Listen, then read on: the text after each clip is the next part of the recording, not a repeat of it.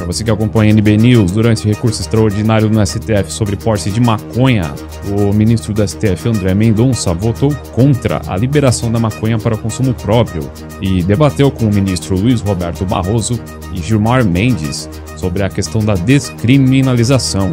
André Mendonça também divergiu sobre a comparação dos danos da maconha com o cigarro. Confira.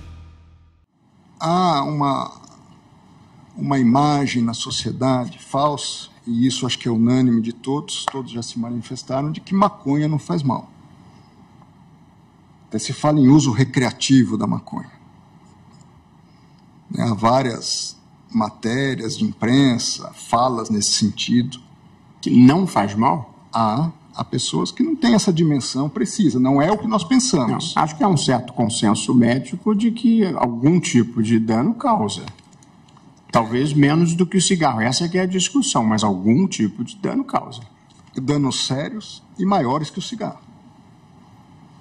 Nós mantemos as penas do artigo 28. Talvez despenalizar nem seja a palavra certa, porque nós mantemos a pena. Pelo menos o 28, 1 e 3. Isso. Nós só dizemos que elas não são de natureza penal, e sim administrativa. Mas isso é descriminalizar. Eu estou tirando o ilícito penal, passando para um ilícito administrativo. Certo, mas com qual consequência prática que não seja quebrar a primariedade desse jovem, geralmente são jovens? Eminente ministro Luiz Roberto Barroso, primeiro, há sim a retirada de uma pena, que é a prestação de serviço à comunidade. Sim. Sob a minha ótica, tem uma finalidade propedêutica e preventiva importante. Esse é um primeiro aspecto. Quanto à questão da reincidência, se o ponto é esse, eu acho que nós não precisaríamos partir para esse caminho. Não é a reincidência. É que para um jovem pobre que está procurando emprego, se constar da certidão de antecedentes dele que ele não é mais primário, ele tem uma dificuldade a mais na vida, numa vida que já é difícil. Descriminalizar significa deixar de tratar como crime. Despenalizar significa deixar de punir com pena de prisão, mas punir com outras medidas. Este é o sistema em vigor atualmente. Legalizar significa que o direito considera um fato normal, insuscetível de qualquer sanção, mesmo que administrativa. Então, eu convirjo com Vossa Excelência que nós não estamos tratando de legalizar.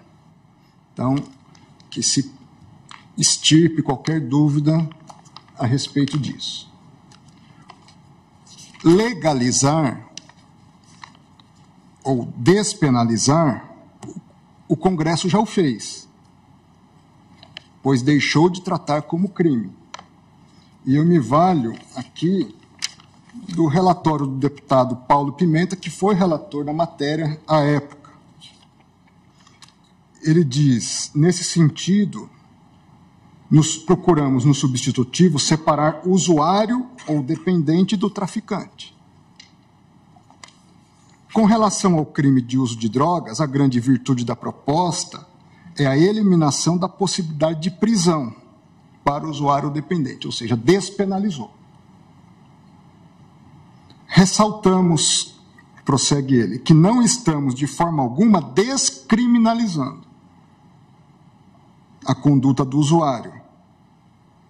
O que é, inclusive, o Brasil, inclusive, é signatário de convenções internacionais que proíbem a eliminação desse delito. O que fazemos é apenas modificar os tipos de penas a serem aplicadas ao usuário, excluindo a privação da liberdade. Então, o Congresso, de fato, já despenalizou. O que significa isso? Ao usuário de droga, que porta droga, não se priva mais da liberdade. Porém, a minha divergência é que, por hora, nós estamos tratando de duas questões. Uma, como bem apontou Vossa Excelência, é a necessidade de se estabelecer um critério objetivo para distinguir tráfico de uso. E aí há várias possibilidades de gramaturas que nós podemos estabelecer. Segunda questão é, de fato, a descriminalização. Porque, salvo se houver um reajuste de votos e nós só formos debater a questão da quantidade para diferenciar, eu entendo que nós estamos tratando da descriminalização também. Eu resgato os debates havidos na última sessão, logo após o voto do ministro Cristiano Zanin. Naquele momento, disse o ministro Alexandre de Moraes: presidente, à época ministra Rosa Weber, só um esclarecimento. Pelo que eu entendi da posição do ministro Cristiano Zanin, nós podemos separar em 2 pontos. O primeiro ponto seria a questão da descriminalização. Mas o segundo ponto, o eminente ministro Cristiano Zanin acompanha a todos quanto à necessidade de fixação de um quantitativo para diferenciar uso do tráfico. O ministro Cristiano Zanin responde: exato.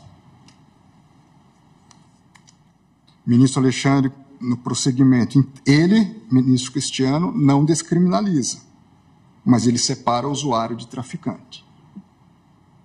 Adianto que eu vou seguir essa mesma linha do ministro Cristiano Zanin, de não descriminalizar. Porque, salvo, repito, se houver um reajustamento dos votos anteriores, entendo que nós estamos, sim, tratando de descriminalização. O ponto que eu observei, ministro André, nós não temos uma divergência de substância, é que todos nós que já votamos acompanhando o relator, nós mantemos as penas do artigo 28. Talvez despenalizar nem seja a palavra certa, porque nós mantemos a pena. Pelo menos o 28, 1 e 3. Isso. Nós só dizemos que elas não são de natureza penal, e sim administrativa. Mas isso é descriminalizar. Eu estou tirando o ilícito penal, passando para um ilícito administrativo. Certo, mas com qual consequência prática que não seja quebrar a primariedade desses jovens, geralmente são jovens? Eminente ministro Luiz Roberto Barroso, primeiro, há sim a retirada de uma pena, que é a prestação de serviço à comunidade. Sim. Sob a minha ótica, tem uma finalidade propedêutica e preventiva importante. Esse é um primeiro aspecto. Quanto à questão da reincidência, se o ponto é esse, eu acho que nós não precisaríamos partir para esse caminho. Não é a reincidência. É que para um jovem pobre que está procurando emprego, se constar da certidão de antecedentes dele que ele não é mais primário, ele tem uma dificuldade a mais na vida, numa vida que já é difícil. Quanto a isso, eu também não teria divergência. O artigo 28, parágrafo 4º, diz que, em caso de reincidência, as penas previstas no incisos 2 e 3 do caput, ou seja, em caso de perda da primariedade... Eu não estou falando de reincidência. Estou falando para a vida normal. Quer dizer, ele quer um emprego. E aí vão pedir a certidão dele de bons antecedentes e vai constar um registro penal por drogas. E, por via de consequência, a vida dele está prejudicada. Toda a discussão que nós tivemos... Desculpe, presidente, desculpe. Toda a discussão que nós tivemos, e eu fui o primeiro a votar lá atrás, nós estamos falando de fatos que começaram, o julgamento que começou em 2015, portanto, já lá se vão alguns anos, era fundamentalmente se inspirar, de alguma forma, até no direito comparado, no direito português, que faz um distinguishing de maneira muito clara entre a questão posta na esfera penal e a questão posta em outras esferas. E por isso, inclusive, no sistema português, se fez uma separação para não mandar esse usuário, normalmente jovem usuário, como disse o presidente, para uma delegacia e nem tratá-lo como penalmente responsável pelo simples uso de uma baixa quantidade de droga. Mas o sistema permite internação. Por isso que, inclusive, no voto, que é muito mais alongado, se falava de medidas recomendáveis que o próprio Congresso poderia tomar. Uma dúvida, ministro Gilmar. Não vamos mandar para a delegacia, nós vamos mandar para onde? Exatamente se diz. Claro que vão continuar... A autoridade administrativa vai cuidar disso. Essa é a proposta do modelo. Essa é a proposta do modelo. Eu entendo. Ministro Alexandre trouxe aqui.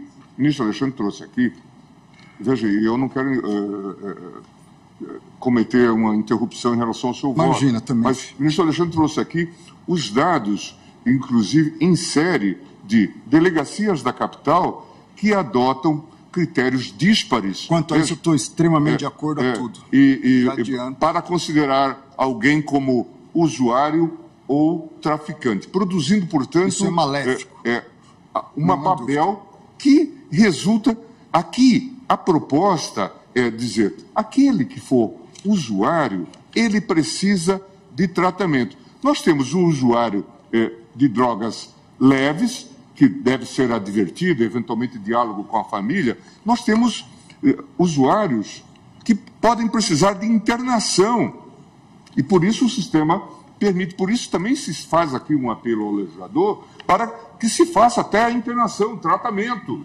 Porque, claro, recentemente o ministro Alexandre foi relator de uma situação envolvendo pessoas na Cracolândia. Não era esse o objeto do debate, mas nós sabemos que pessoas se tornam usuários e completamente dependentes. Então, a abordagem era... Esse é um debate legítimo, ministro Gilmar. A única questão é uma questão que nós estamos definindo uma descriminalização.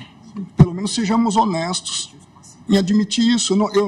É uma tese de um lado, é uma tese de outro, mas é isso do que nós estamos... Sim, mas deixa de ser infração penal, continuando a ser um ilícito aqui administrativo. Por isso que, inclusive, propus uma interpretação conforme. O que, com a devida vênia, é uma descriminalização.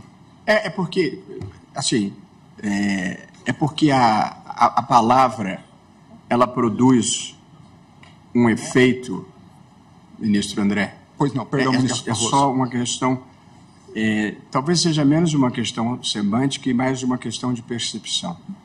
Quando fala descriminalização, parece que nós estamos dizendo que não tem problema. E não é isso que nós estamos fazendo. Não é recreio. Não é isso que nós estamos fazendo. Mas, veja, nós entendemos a posição de Vossa Excelência e eu devolvo a palavra para continuar. Até porque eu justifico isso. Pois não, ministro Alexandre. Ministro Alexandre. Permite, eu quero aqui, até porque eu trouxe a proposta de tese, o ministro André está correto.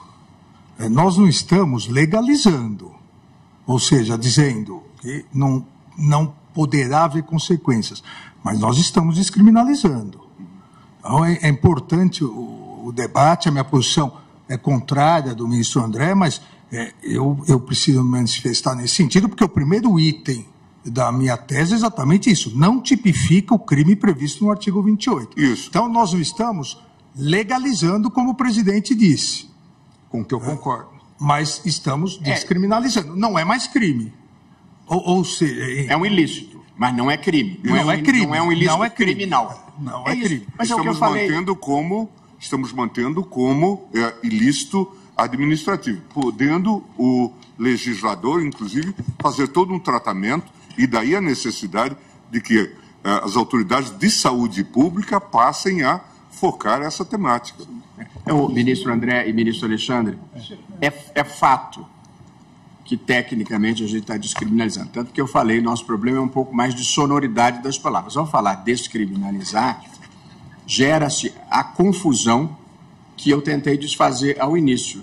Porque descriminalizar pode parecer que é legalizar.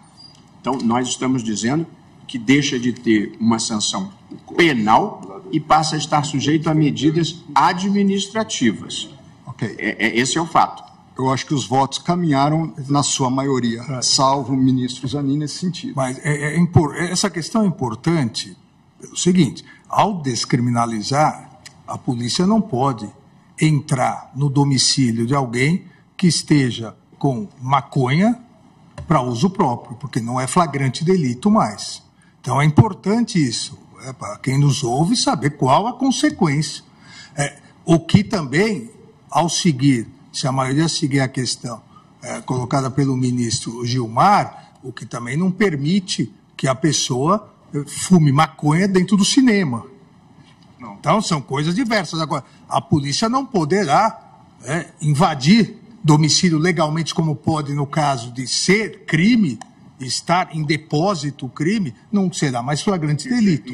Por isso que é a descriminalização. E nem haverá uma liberação para o sujeito instituir, como em Amsterdã, um coffee shop para fumar maconha. Exatamente. Não é disso. Agora, por gentileza, presidente, se puder...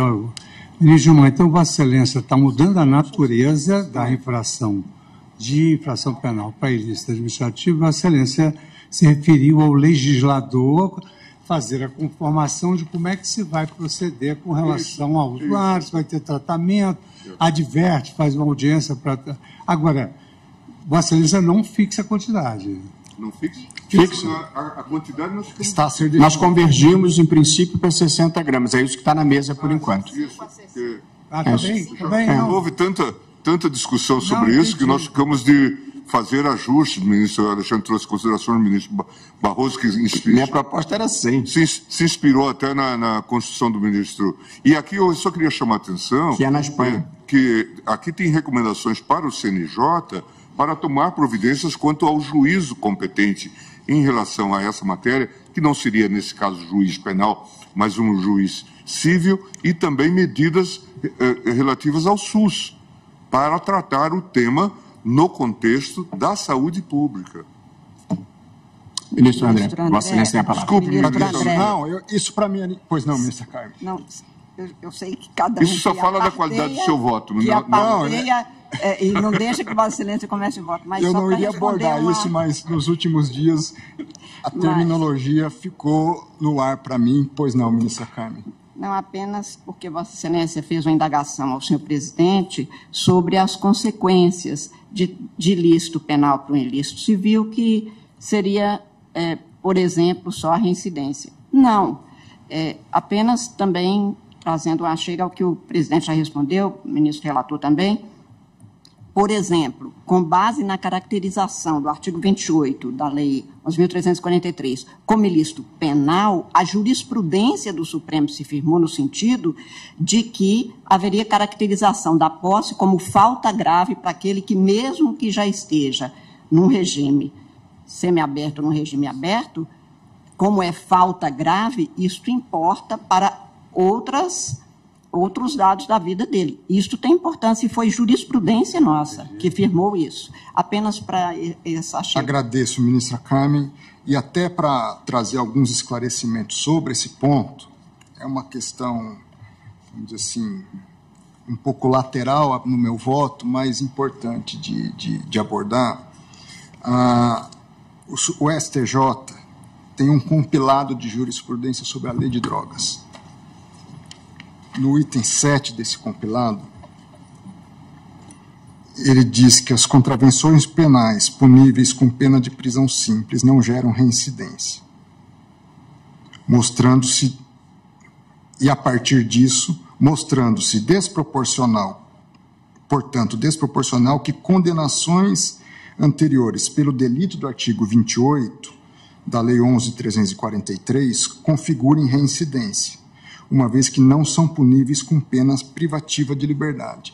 Há um julgado no âmbito da segunda turma, relator ministro Luiz Edson Fachin, no HC, agravo regimental no recurso ordinário em HC 178.512, onde consta do acórdão reincidência assentada em anterior registro da incidência do artigo 28, ilegalidade.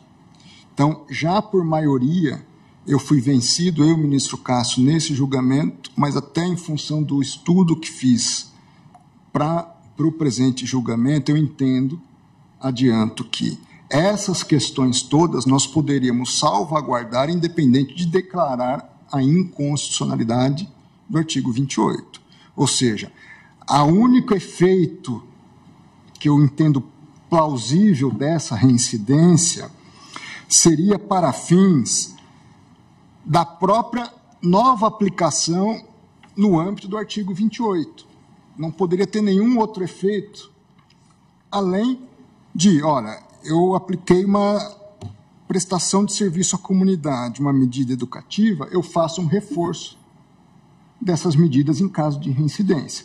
Mas não haveria extrapolamento, seja para a questão de tráfico de drogas, para questões de primariedade em outros ilícitos, para questões de cerceamento de direitos outros ou restrição a direitos em relação ao usuário. Ou seja, eu daria um tratamento mitigado à questão da primariedade ou não, restrita ao 28 e sem nenhum efeito externo em relação a isso. Mas eu só fiz essa menção, ministro, exatamente porque esta é a jurisprudência prevalecente neste Supremo Tribunal Federal até aqui. A senhora tem razão. Caracterizada exatamente com base na natureza do ilícito, como nós consideramos. Claro que a jurisprudência pode mudar e, principalmente, a partir de uma conclusão aqui, se for a de Vossa Excelência, será mantida, ainda que, para tanto, precise se formar uma outra jurisprudência, ou, se a tese vencedora for do relator, essa jurisprudência terá sido superada. Apenas por isso que fiz a referência.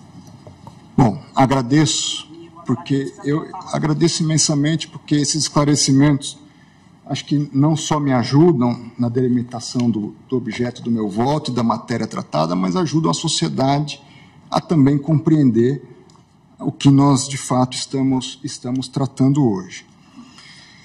Senhor presidente, eminentes pares, indo ao voto propriamente dito, eu farei